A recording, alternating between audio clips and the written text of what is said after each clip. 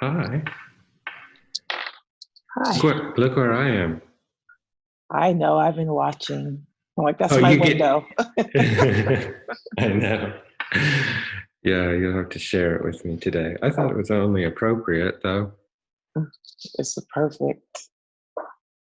How Look at about those you? plants. I'm doing good. Yeah, good. Yeah, I thought it was appropriate because how long ago was it? Just, well, like 4 months ago? Oh, yeah. Gosh, End of that feels a January, long right? time. Yeah. 4 months. Um, Ooh, that went by. that did go by. Um, that you filmed. I wouldn't call it a video. I would call it a film odyssey of sorts. I like Film Odyssey.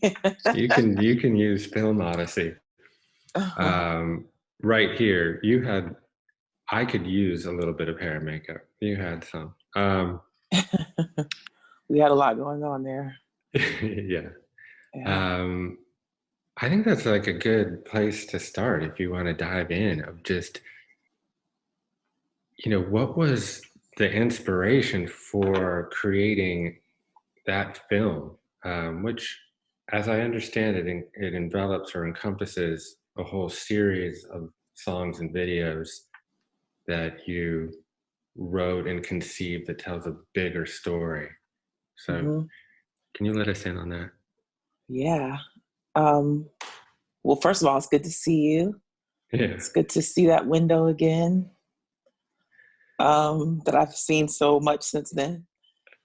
Um, Yeah, because this was a labor of love. I heard you describe it in your Instagram post, and I didn't realize how much post production you personally got into. So this is an epic. This is a hero's story. yes, I had no idea I was getting into, but I guess that's how the hero's journey starts. Right. I just didn't know it was going to be all this.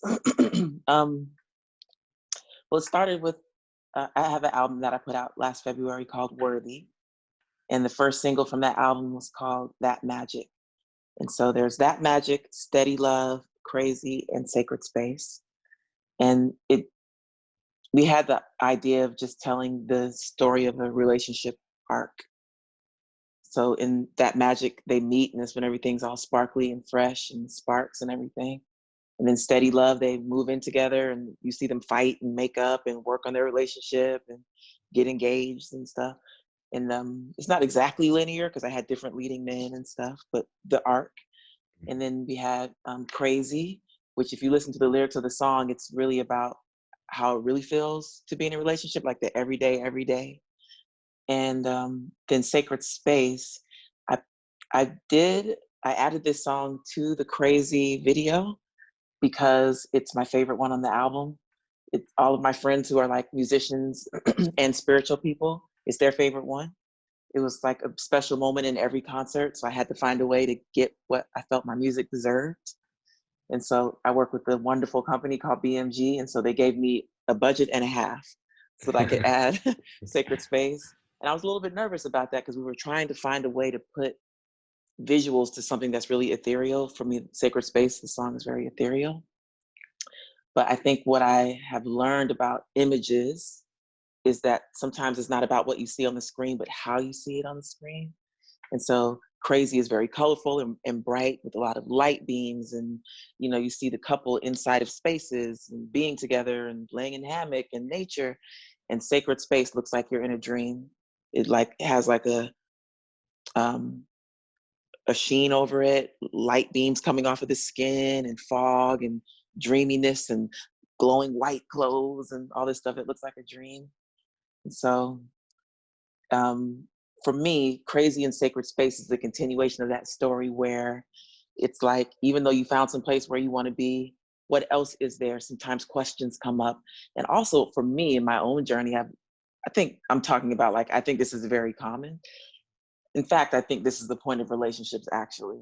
There are things that you never know about yourself until you discover them in a relationship, of course. And so that's kind of what Sacred Space represents as well. And there's a lot of symbolism, and people are telling me things that they see it because it's a little bit open. which I love. And also we had Reverend Michael Beckwith. Yeah. And so in the beginning, we were making 2 music videos, but I saw how they could be combined into a short film. And Reverend Michael, we went back to him. He was on set, of course. We went back to him to ask if he would just speak. And I had the pleasure of editing his words in my Pro Tools. And I chose a segment where he says at the end, "Welcome home, and from here you shall not move." And that's why I named the short film Welcome Home, and in parentheses, Crazy Sacred Space. Hmm. And so I had a heavy hand in editing the visuals. I did Reverend Michael's spoken word. I did all of his. And in the end, the outcome is a vision a little bit different than what we had when we were on set, and a little bit different than the director had, which is why I had to stick my hand in, because I was like, this is not what I envisioned. And you didn't ask me this, but I'm wondering if this could possibly be my last videos, like, or something. I don't know, but I'm not in that conventional music business album cycle thing anymore. And so I don't know. And so I put everything I had into these because I wanted them to, for once, truly capture my energy. So we did real yoga asana on camera and real meditation on camera. And I picked men who looked like the kind of men I would look at twice on the street, not models. I So looked at them twice too, just if that means anything. they They're were some beautiful handsome men. men. They are. And I asked, let your silver hair show. They were like, okay. So Yeah.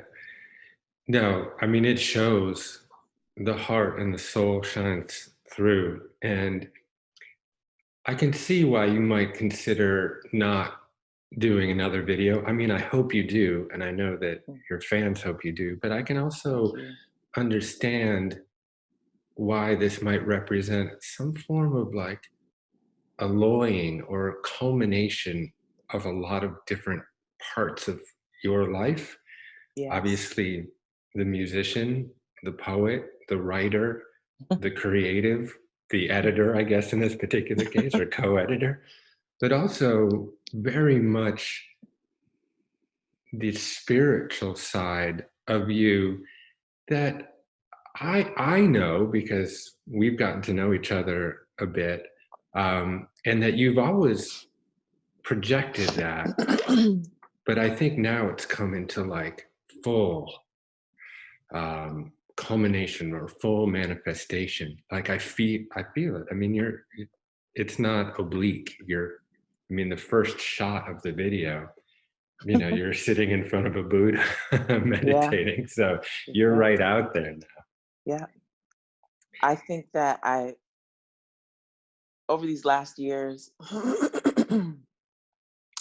I would consider the music to be the sugar that makes the medicine go down.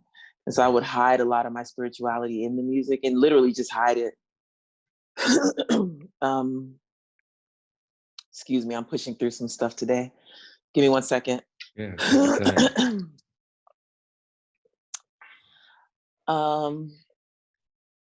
The more I mature, the less tolerance I have for hiding anything. I mean, there are things that are private, but that's different from hiding. And so with this video, I just wanted to continue the process of coming out even further about who I am and how I live and what I believe. And I went through that process with my songwriting starting in 2009, where I just was like, I trained myself to stop being afraid to say certain things in my songwriting. Yeah. And now I'm training myself to not be afraid of certain things in my public persona and how I am in the world. I just want to be all of it. Yeah. Can I share with you my first spiritual connection with your music? Yes. Because I've always been a fan, and Thank you. Driving, the windows down, pumping the tunes, and that level of fan. But I think it was in 2016, I was going through some really significant personal change in my life. And I was we were in LA, and it was live. I think it was at Oprah hosts the Super Soul sessions, Oh, and and you gave a solo live performance on the campus at UCLA, and I was cowering in the back. I was not in like a great place, to be honest with you. mhm. And you sang "I Am Light," just you with your guitar. Um, those lyrics, I try to remember, like, "I'm not the things my family did." I have Yeah, some of them written. "I'm not the voices in my head." yeah. I'm not the pieces of the brokenness inside. I am light. Yeah. Mhm. And I was going through this moment where I was just changing courses in life, but I was so highly identified through my job, the approval of others, what I thought what other people thought of me, and I just had a moment there connecting with your music that I was able to separate kind of the divine part of me, my divine nature, from Mhm. my ego, and say, no, no, no, I'm not all these other things. And on some level I intellectually knew that, but I felt it for the first time there in that theater. And when you wrote that song, because in a lot of ways I feel like that song has become incredibly emblematic of your music, and I think people's relationship with that song is so deep. And I was reading the YouTube comments on the video, and it's like it's heavy, there's some real emotional stuff. Did you have any sense for the impact that that song would have on people when you wrote it? No, and I'm even surprised to hear your story. Hmm. Um, I, for me, songwriting is a spiritual work, like an actual spiritual work. I pray for my songs. I think I meditate over them. I pray intentions into them, like literally out loud. And so the day that I wrote I Am Light, it was 12/21/12, which everybody was waiting for. Hmm. And so I just thought, I should write something today. And I prayed a really big prayer over it that was almost seemed like ridiculous to ask for. I was just like, I want this to touch anybody. I don't remember exactly, but I remember feeling like, should I say this? I wanted to touch anybody who has felt any kind of pain that they thought they couldn't make it through, or anything that felt so heavy they didn't know what to do with, or, things I've always often felt. And, but I don't ever know that those things are answered, because I also say, may God's perfect will be done. I might be asking for something that's not needed or necessary or whatever. Um, and also, when I wrote the song, I thought the words "I am light" were kind of corny. Yeah. I am light. Like, it sounds like a stereotype of a spiritual person in a movie.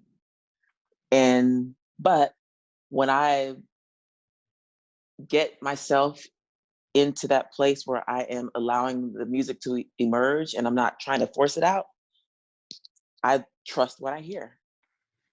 That's why I get myself in, like, I pray and meditate first and get myself into a place where I'm not judging anything. And so I trust what I hear. And so I'm like, this is what I hear. And I wrote a song around it. And when it was done, so often songs are not done the same day, often. But this one took a few hours. And when it was done, I just thought it was really beautiful and special. And I thought that it captured, um, in a simple way, the heaviness of what it feels like to be human. Because it's easy to write a song with a lot of words and a lot of verses. It's hard to write a song that's a simple truth. Yeah. And for me, I felt like I had captured that, because I have a lot of, um, you heard because what I call it is my songversation. That's what I did at UCLA that day, where I speak and sing. And in that, I talked about the domestic violence in my family life and my history of abuse, and like, but I don't say that in I Am Light. But I do say I'm not the things my family did. to be able to um, crystallize it in a simple way, that is what songwriting is. And so I felt when it was done that I had achieved that, like a good song, and it also was, it's told my perfect truth. But I also had this training from being in the music industry that was like, if it's not a single, it's not valuable.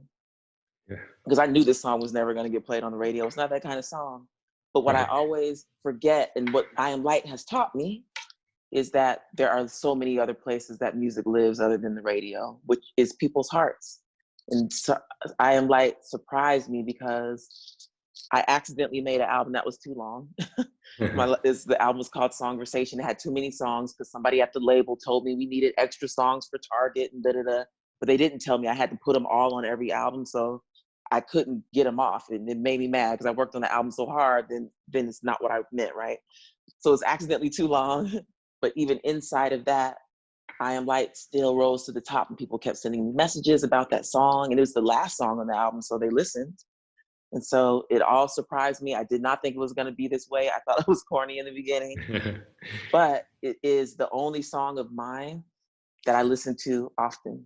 I don't ever listen to my music. Like, it'll be so long, I think, look how high my voice was. And I sound so young, and I don't listen to myself, but I listen to I Am Light all the Yeah. time. I listen to it today. Yeah. Well, there's obviously a kind of a meditative component, how just even how the song starts, that your shoulders just drop and your Mm, breathing just becomes easy. And it's interesting that you say that your first kind of impression of your own work was maybe a little bit corny, but I think it's the distillation of all of these complicated conceptual and intellectual thoughts into something so simple that can be delivered by a messenger like you. And that's the rare piece, because I would say, like Eckhart Tolle, I think he was actually there the same day at UCLA. yes, he And was. I forgot about that. and he just sat down in his stage setup is very Spartan. He just has a chair in the middle, and he'll walk on stage and sit in the middle of the chair and say nothing for a good 10 minutes. And just saying nothing is arresting enough until everybody quiets down. And he will also just say, I am. But when he says it, it lands. And I suppose that is the hallmark of a transcendent messenger, is that you can distill these ideas into something so simple and have them resonate so deeply. So I think Thank that's what you. you did. Thank you. Um, I am curious about your creative process, and I'll tie it into Sacred Space, because I know that that song, well, what do I know? I don't know anything. But I sense that that song is not literal, that you're talking about more of a spiritual, metaphysical sacred space that could live in your soul or in your heart or wherever it might live. Um, but that you also, I believe, have your own sacred space that is part of your creative process. So can you give us a little peek into that creative process a little bit? Um, there is, sorry about that. Okay. There is a connection between what we were just talking about and what you're asking me now. I'm going to do my best to see if I can get these words out right. With the song I Am Light, what I've discovered is it taught me something, is what I meant to say. The song I Am Light taught me something about how I see the world. There's a way that I'm wired that I didn't know, where I see things quite often symbolically, and I don't think about the literal sense of certain things. And so even when I think about the song I Am Light, I ended up writing this whole 270-page essay thing that I Am Light ended up being the center of it. I was writing because I was working on what it meant to express big spiritual ideas in a simple way. And writing always helps you hear yourself, helps me hear myself. And then I Am Light ended up being the center of that, surprisingly. Um, and what I learned in that writing is that when we talk about the word light in the spiritual symbolic sense, like you talked about sacred space, we are talking about a certain type of illuminated feeling or illuminated nature. But light is also the opposite of heavy. And when I think about light also, like in that real life sense, you know how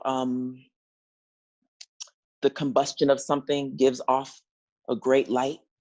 I think about the combustion of our internal processes and our internal issues and our pain and the combustion of the interaction of all that and the light that it gives off. And to me, that's kind of what music, that's exactly what music is for me. It's turning all the combustion of the pain and the struggle of life and processing it all into something that you shine out from yourself. Mm. And so when I think about sacred space, it is that thing that you just said, but it also is physical too. And I think what I'm learning for me is that sacred space lives on every level. And so when I do have a physical sacred space, I've been keeping something like that since I was about 19. And I also even travel with that. Even when I'm at hotels and stuff, I just set up a little table with things that are important to me. Is where I go and do my prayers in the morning. And now I've moved from like a really big house down in the South. Houses are cheap in the South for us.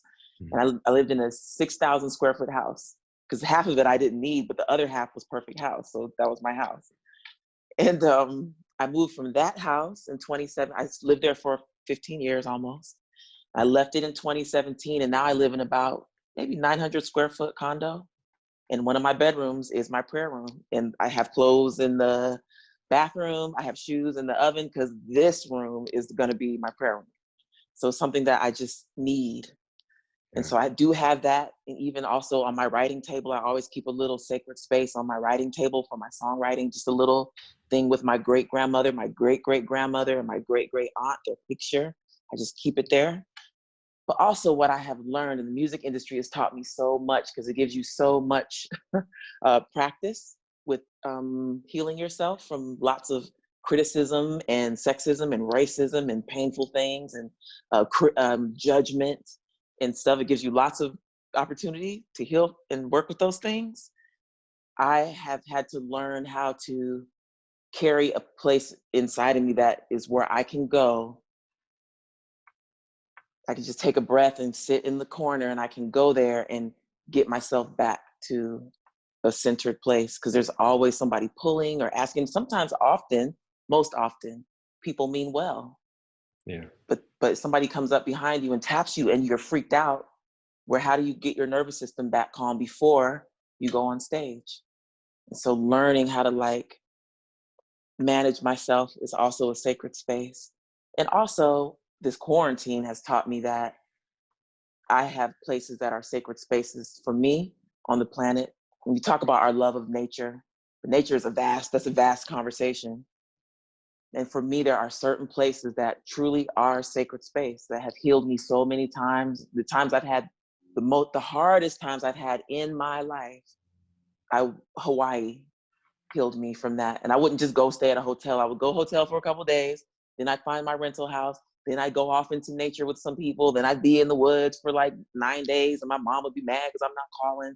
And I don't even realize it's been 9 days. But I'm like off in the woods in Hana or something, or in the North Shore of Kauai, and really just being with nature in that really sacred way. And so sacred space means a lot of things to me. At the time when I wrote this song, though, I was living in New York, which is something I never thought I'd do. I thought it was not my style at all, but I was in Hawaii. I just finished recording the album, Songwriting, which I Am Light is on. And I prayed a prayer before I went to bed because I knew I was going to be leaving my big house. And I was also living in Seattle at the time, and it felt like Seattle was over. And I prayed a prayer before I went to bed. Where am I going to live next? And I woke up in the morning and sat straight up, which is not my style because I move slow, especially in the morning. And I sat straight up and was like, New York. So I ended up in New York for 4 years. And there's that real active feeling. I lived in Midtown, I lived on the Upper West Side, and I lived in Brooklyn. And, you know, and it's busy outside. and not just what we think New York is, it's also a lot of energy. Like the sidewalks are dirty and there's a lot of stuff for a sensitive person to feel. Smells, a lot of stuff. And but I had a beautiful apartment. It was little and I had a beautiful view, and it was always felt like going from crazy into my sacred space anytime I came inside. And so that too is what the song meant at the time. And my apartment was so small that my physical sacred space was in the coat closet at the front door, because I always have to have one. Yeah. Yeah, I think it's and we've texted about this a little bit, which has been a fun conversation to have. Um, but I think that there is a general um, way of living in modernity, if you will, that feels very separate from the sacred. It feels very separate from the divine. It's you know, and I think that has its roots in Abrahamic religions and the agricultural revolution and all these other kinds of things. But essentially, God moved up into the sky, and here we live on in the material, physical plane, really separate from all that stuff. And because we don't have great regard for the objects in our life, we treat them as if they're disposable and dispensable. Plastic bottles, Bic lighters, and it's no wonder that there's global warming and climate catastrophe, because we don't value anything here because it's not sacred. Um, and I think that this is why it is so important to have these sacred spaces. And you mentioned the photos of your grandmother and your great grandmother, that those aren't just disposable physical items that are devoid of the divine. In fact, that is the divine. And we're so used to standardized products. You walk into a Marshalls and there's a dress that looks like just like 900 other dresses or whatever. But it's finding, not that I spent a ton of time in Marshalls, to be honest, but I do have 3 daughters. But to find the parts of life that are unique and interrelated and connected. Um, and I think that can connect us more to a life of divinity, even if we have to go out and toil in what my dad calls dull care, or the world of the 10,000 things, or whatever, just the sidewalk, the gum, like the gum infested sidewalks. But it's interesting. Did you minimalize and simplify on purpose in this where you're living now? Was that a purposeful choice of like, oh, I can just not have too much externality in my life and live more like a monk? You said so many things I want to say. Sorry. Answer you. Yeah. I love talking with you. No, I was not thinking about simplifying. I don't know that I even have. And part of that is because you and I were texting about this, and we were trying to figure out, like, it's such a big thing to text about. Yeah, I know. But I have a relationship with a lot of the objects in my life and they are sacred to me. So this picture of my grandmother, my great grandmother, my great grandmother, my great great grandmother, my great great aunt. This photograph, I could photocopy it, and it already is a photocopy because my great aunt sent it to me. But like you said, it's not just a thing; it's what the energy it carries for you. And so I have a lot of things that carry special energy for me, things, actual objects. And so a big portion of my apartment is a lot of crystals and jewelry and things I've collected, books, first printing of a Maya Angelou book, and handmade dolls, and just things, objects that are special to me. And so I don't know that maybe some point I will downsize those things, but I'm not living simply. I just downsized. I also wanted to say, because you texted me and asked if I was comfortable sharing this story, and I finally just decided if it comes up, I'll tell it. If it doesn't come up, I won't tell it.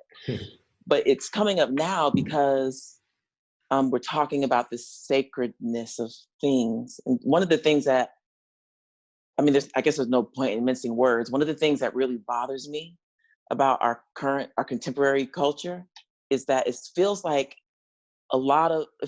more people than not live a life where there's nothing that they hold sacred. There's nothing that they have reverence for, or they're irreverent at the wrong times. It just feels, and it bothers me. And because, I come from a music industry lens, so there's a lot of that in the music industry, as you know. So what you asked me about on the text was something that happened when I held Maya Angelou's, one of her canes. And so I love Seattle. I lived there for several years. But when I was honored to go to Maya's funeral, I met her best friend at the funeral. Her and her best friend were same age, born exactly 1 month apart. Maya was April 4th. Dr. Maxine Mims was March 4th. And so there was the big funeral, then there was like a small after thing. And at the small after thing, she got on stage and said we were best friends and told us all about their birthdays. And Dr. Maxine Mims is this very dynamic woman. She's the founder of Evergreen State College. She's 92 now, so Maya would have been 92 as well. And she's stylish and fun to talk to, very wise and beautiful hair. Like, she's fly. I love her. Mm-hmm.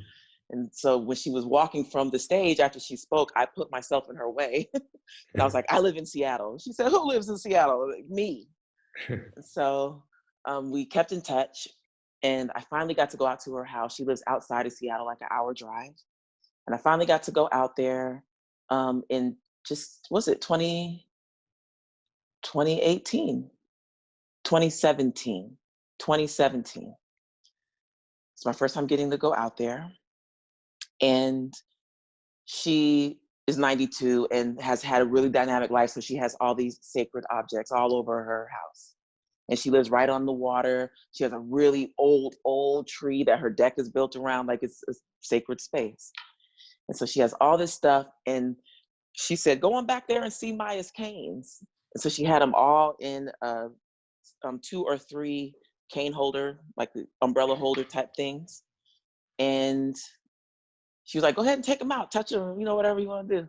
So I was looking at all of them, touching all of them, holding them, everything. And there was one that I loved that was metal and had like polished gemstones all over it, like the tumbled kind that you see at the health, at the health food store or whatever, and just all over this metal, super intricate silver metal cane. And so that ended up being my favorite one. And so I took it to the mirror that she had in her living room, and I stood there. And actually, I had on this dress, and I had a white wrap, but the wrap was tied different, which is a way that I never tied my wrap. I don't know why I tied it that way that day. I guess, things, how they go, life. And I've been wrapping my hair since I was 15. So to inadvertently just randomly wrap my hair a whole new way is a thing for me. And so I take the cane, I stand in the mirror, and I jumped. And I went, whoa. And Dr. Mim said, what do you see? And I said, I feel like I'm one of y'all. When I look at myself in the mirror, I see that I'm one of y'all. And to me, y'all is like the women who, as they get into their elder status, become the wisdom keepers. But in their younger years, they're the artists and the thinkers and the ones who travel around the world and collect stories and create things and teach people, and, are artists. And then they take all of that learning into their wisdom years and they become our wisdom keepers and our teachers and our Mayas and our Dr. Mims. And so I looked in the mirror and I yelled out, whoa. And she said, what do you see? And I said, I see that I'm one of y'all. But what I couldn't explain to her was I looked like I was 80. Like, I looked in the mirror. I have a photograph of it. I'm gonna send it to you when you get off the phone. You showed it to me once. Oh, I did show it to you. And it is so startling. Your whole face is lined and wizened, and you're just thicker, and you're old. Holding the cane. Yeah, you're just. Yeah. I forgot I showed you the picture. Yeah, it is so startling, because when you first told me the story, it's such a compelling story, just as you told it again. Um, but there's like a little woo-woo detector in me going off, and I'm like, really? And then you showed me the photo, and I'm like, oh my, Jeff, never doubt there's a God, because Yeah. um, because that is, yeah, it was startling to see that photo. It was an Um, important moment for me too, because my songwriting partner passed away that night. I was in Seattle to do the show at the Langston Hughes Community Center for Dr. Mims. There's some people, when they ask you to do stuff, you say yes and you go. And so she asked me to do the show. And my songwriting partner also was my guitar player for a long time on the road. Not my whole career, but much of it. But we were songwriting partners. And he wasn't with me because he was already having health issues. And then I got a call that night that he passed away. And so I haven't really assessed all of that and what it all meant, all put together. But there's something important about that day and what I saw in myself, and that he left that day too. There's just something about it. And so yeah, that that the story idea for, of a yeah. sacred object, I fully believe that if I did not have that cane in my hand, that I don't know that I would have seen into that portal in that moment, like the sacredness. And also, I just wanted to say too that Dr. Mims said she had all the canes because it was a joke between her and Maya, because Dr. Mims still wears high heels. And Maya told her, "You better stop wearing them high heels. You're gonna mess up your knees and your feet." And because they were in their 80s when Maya passed. And so she said, as a joke or as a final playful nod, she left her all the walking sticks. That's, well, don't take umbrage if I send you a cane for Christmas or something. I will not. It will be special to me. That story for me is so kind of pregnant with symbolism. And I kind of hope that this doesn't put you on the spot, and you can just tell me to screw off if it does. Okay. But I mean, there you are holding Maya Angelou's cane, seeing yourself as a wizened old wisdom keeper, doing something at the Langston Hughes Center, which I didn't even know. Um, and to me, that sort of conjures this question, is that, do you feel that it is sort of incumbent upon you in some way to step into the role of the wisdom keeper? I mean, with Ralph Ellison, James Baldwin, Langston Hughes, Alice Walker, Maya Angelou, I mean, I can go on. Especially in the African American tradition, where it's been, oh God, so palpable and so precious and important, that work. I mean, you've won Grammys and put out records. You've had a life of incredible achievement. And then where are you kind of along that road, that legacy road in your mind right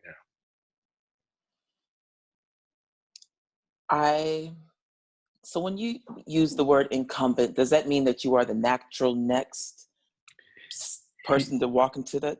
Yeah. Incumbent means just naturally inherited.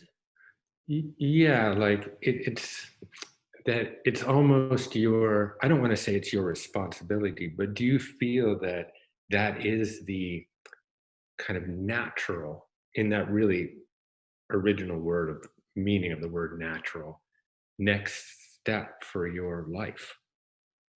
That's why I wanted to specify the words, because we use words, but sometimes we mean different things when we use them.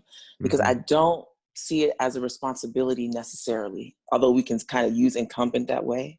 Mm-hmm. But I do see it as a natural next step. Trying to explain it for me, if I just continue, I feel that if I continue to be honest with myself about what my next steps are, that is naturally where I will be and become. These last 2 years is the first time I've seen people see me anything like that way. Because I feel like when I'm speaking, that I'm talking about regular things, But then there are people who are much younger than me or younger than me on their spiritual path, and they're like drinking it up. But so much of that are things that I didn't know when I was in my 20s. I was learning that stuff in my 20s and 30s. And so now things that are normal to me are wisdom for other people. It's just now becoming that.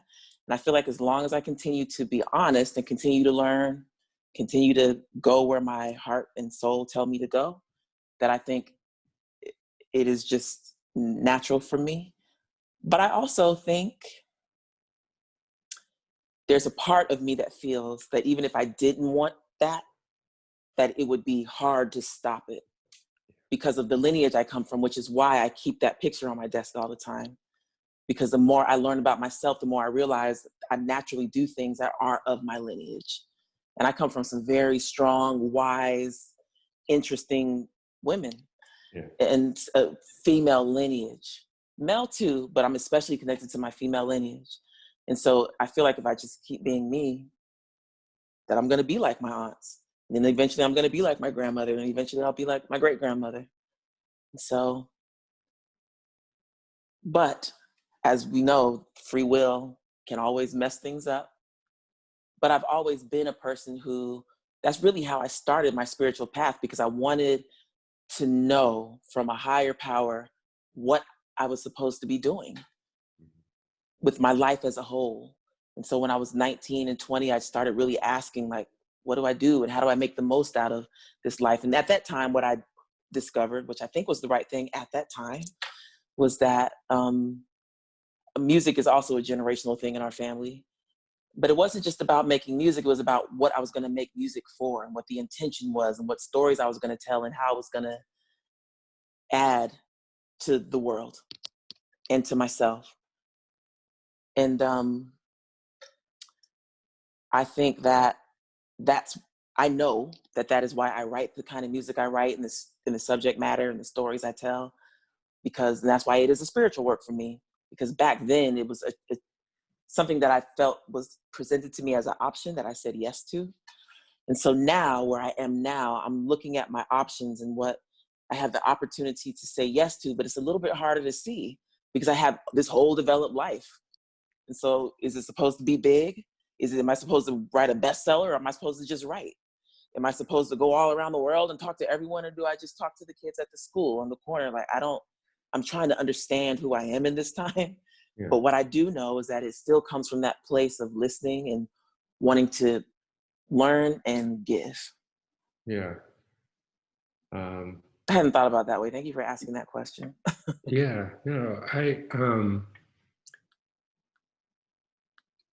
it's funny. I'm having like right now, just in the world where it is with COVID, and people are in a great place of need and have a lot of fear and anxiety, and it's heavy, and we're all trying to serve every way we can.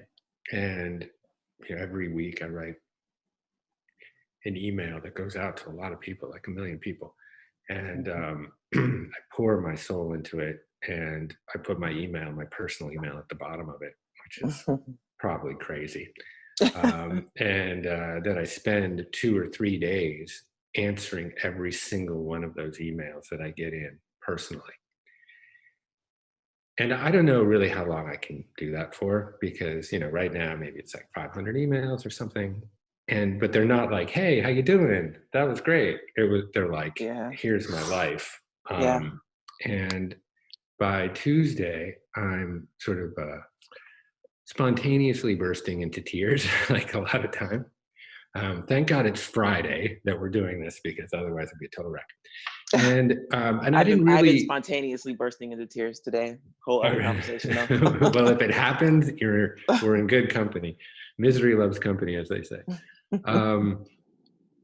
And I didn't really understand what I was going through physiologically. And then I got on the call with a friend of mine, Marie Forleo. You might know her. And I do know Marie. I met Marie at Super Soul. Oh, yeah, right. And she's like, Jeff, you have compassion fatigue. And she's like, this is what, first responders have and other folks. And I'm like, huh? Oh. And I'm like, oh, right. Oh, yeah. And she's like, you have to take care of yourself first. This is why first responders burn out in a couple of years because it it's coming in. They're taking so much in. And believe me, I realize my place of privilege in this equation. I'm hardly on the front line. I'm just doing what I can where I am right now.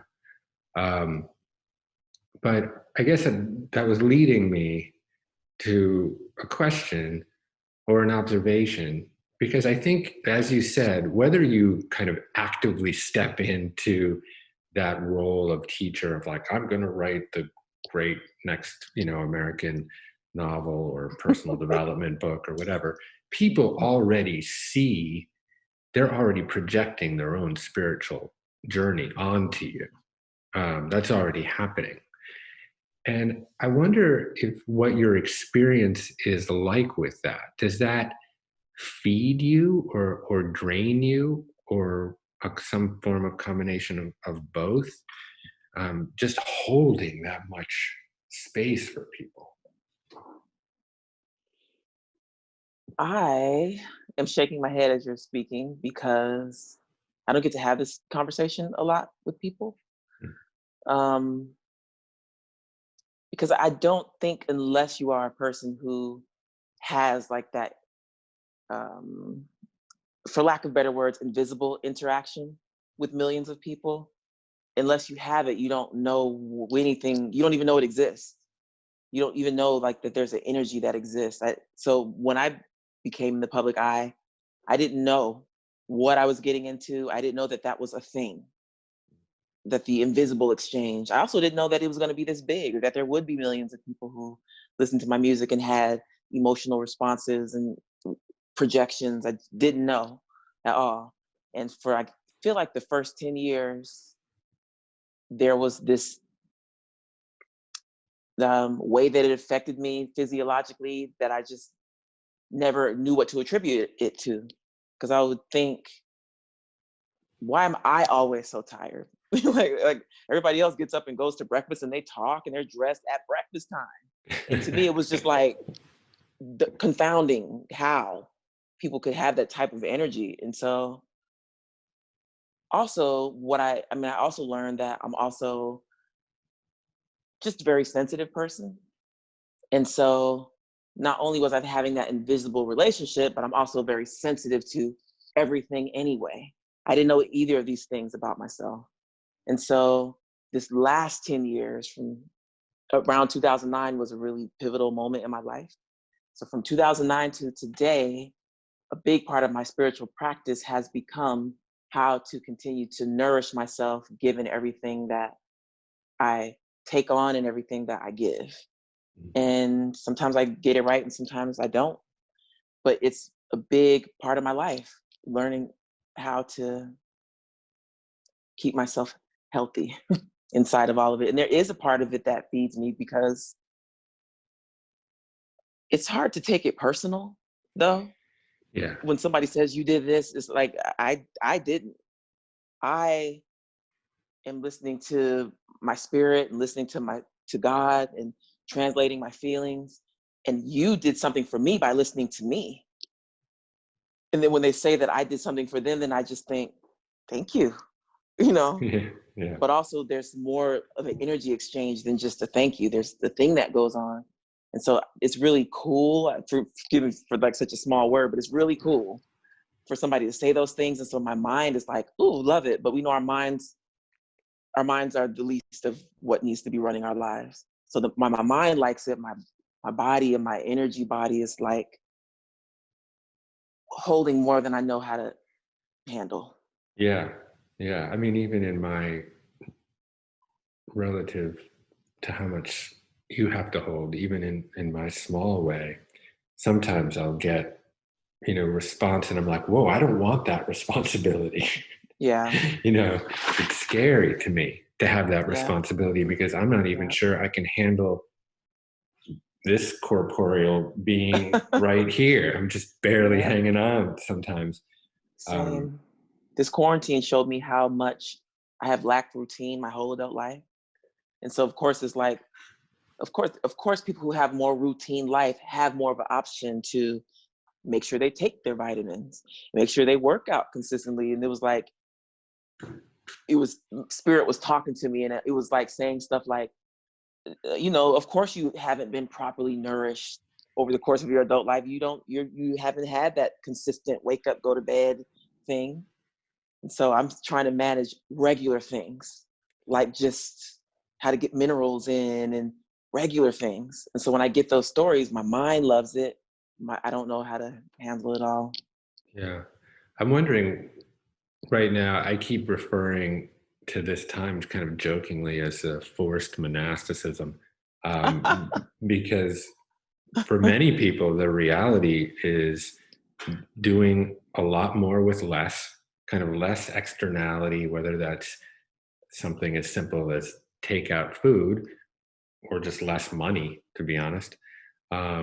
Less friends, less social interaction. I mean, most of it happening on Zoom.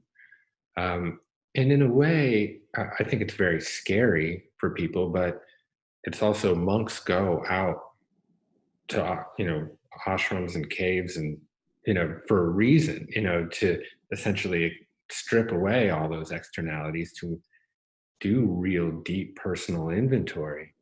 Like Michael Beckwith said something to me 4 or 5 months ago. He's like, I think he said, loneliness is a loneliness with yourself. And, what he's kind of referring to is that we can be amongst a whole group of people and still feel lonely if we don't self-love, if we don't feel worthy, we can still feel lonely. And we're always kind of projecting a version of ourselves that, we think it's going to get the approval of others to fit in. And I think, this particular time has forced people to kind of deal with a lot of with themselves, and we're just not trained to deal with ourselves. Our mind isn't, unless we're good meditators. So I wonder what this experience has been like for you. Have you been alone a lot, or how you doing? I I have been alone a lot. Um, but I also was craving being alone a lot after 2018 and 2019. And I tried to design some alone time at the top of the year, and it went horribly awry. Whole other conversation. Like, I was setting up the space and I was like, I'm going to stay inside. And then this lamp falls off the shelf. Glass goes everywhere and it shocked me. And I'm like shocked, and the thing is buzzing and I have to run and unplug it. And I just think, maybe I'm trying to do something that's not what I need. I sat on the couch. I left all the glass there for a few hours. I just sat on the couch. It's like, let me just, all right, maybe it's not time for all that deep diving and trying to make it something it's not. And so when this happened, I felt like, um, first of all, when the lamp fell and everything that happened after that, I was like, this is about to be an interesting year. Because right after that, the whole thing with Iran happened, and then Kobe's Mm. passing and all the 7 people in the helicopter. And I had some personal stuff. And so I was like, wow, interesting year. But then who knew that this whole COVID-19 thing was going to happen? And so now that we're quarantining, it's actually feeding a urge, a craving, a need. It's feeding a need that I had to spend some time really alone. Really, like when you said monastic, I giggled because I'm like, sounds good to me. Yeah. So I've been enjoying all this time, using it to the utmost. Because I do a lot of interviews as a musician and stuff, and people say, what do you like to do?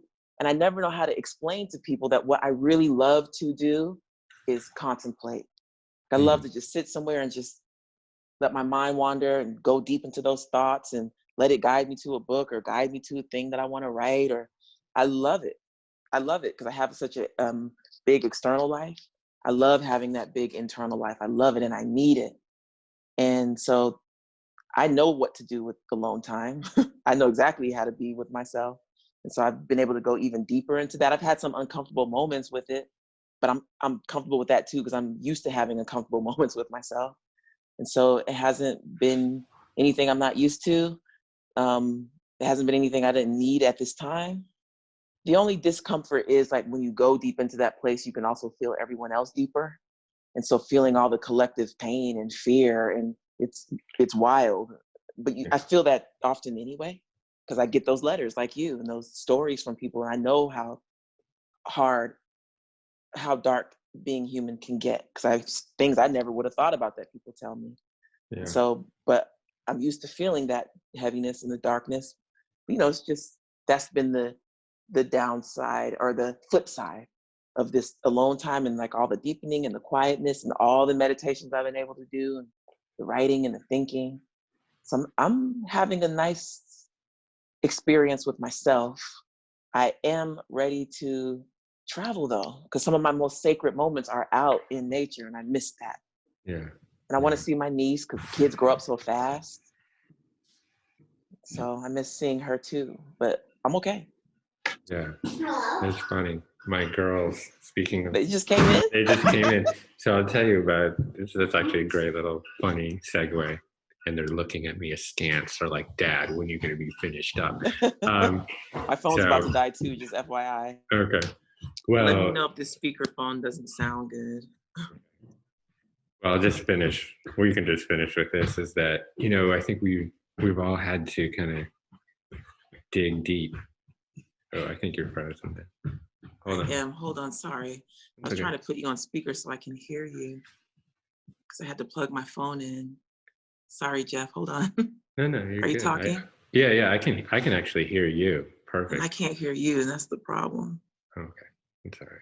I'll keep talking. I will. Okay, there we go. Yes. So, my girls are in school, and they're bouncing off the walls a little bit. So, my middle child Lolly is a devoted dancer. She loves to dance, and my little pipsqueak Micah has become her student. And every day in this room, Lolly becomes the taskmaster, and for 2 hours without fail, they never miss a day, she teaches my little one how to dance, and they just are religiously devoted to it, and it has just been like the most precious thing to watch. I love it. So they're like, get out of our studio? Yeah, they're looking at me like, Dad, come on, hurry it up here. Yeah, I guess, the last thing I would say is, I was sick for a chunk of this quarantine, which was uncomfortable just from an anxiety perspective, if nothing else. Yeah. And I started getting into this dude, Muji. I don't know if you know this guy, Mooji. Yeah. Yeah. And he's just become my go-to thing. And when I was really kind of very sick, I was doing maybe like 2 hours a day with Muji, just on YouTube, and but it like blew me to a whole nother place. And so sometimes, there are these times in life that seem really uncomfortable, but that turn out to be these inflection points of tremendous growth. And I've heard you talk about that too. And it's just always a reminder that when we're there, when we're at rock bottom, there is a brighter day ahead. I think that's also a wonderful way to regard this stillness, because a lot of people have an issue being still, because when you get still, you start to feel your stuff. But it's like, as soon as you do, the fear of the stuff you've been hiding from doesn't last long.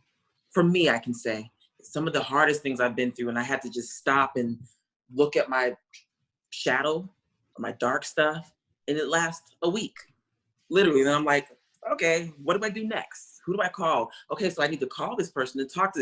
It's never as scary as you think. And once you have that first experience of facing that darkness inside of yourself, then you realize you can do it again in other areas of your life. And so I don't fear stillness. And I think that my prayer is that there are people in this world who had to go through this time of forced monasticism, like you call it, but that they come out realizing that their shadow was nowhere near as scary as they thought it was. Because people like that are more potent in the world because you are able to say no to things and yes to things and try things and love bigger because you're not afraid of the darkness as afraid. So that's That's been the beautiful. favorite thing about my life, and I hope more people can get that too.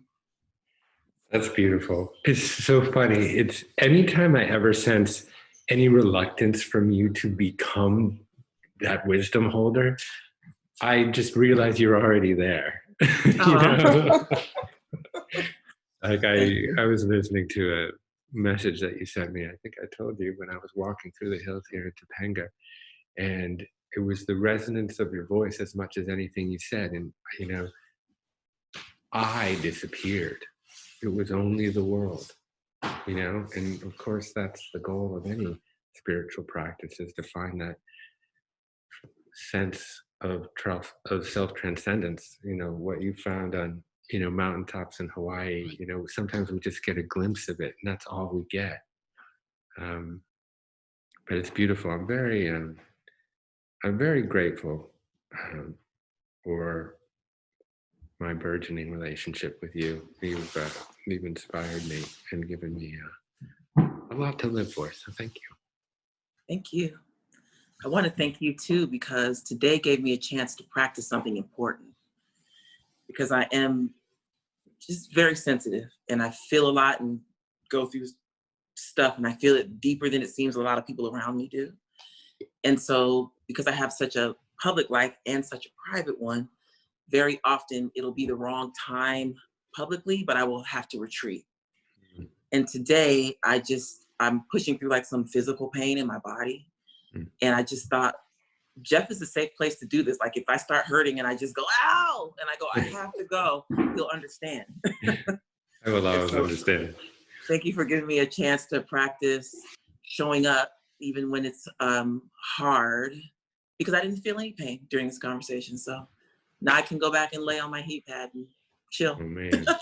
All right. Well, if you need any physiotherapy, I know a lot of people. How's that? Do I? I know you know everybody. Yeah. All right. Thank you, Thank India. you. All right. Thank you. Love you. Take care. Love you too. Thank you so much. Yeah. Ciao.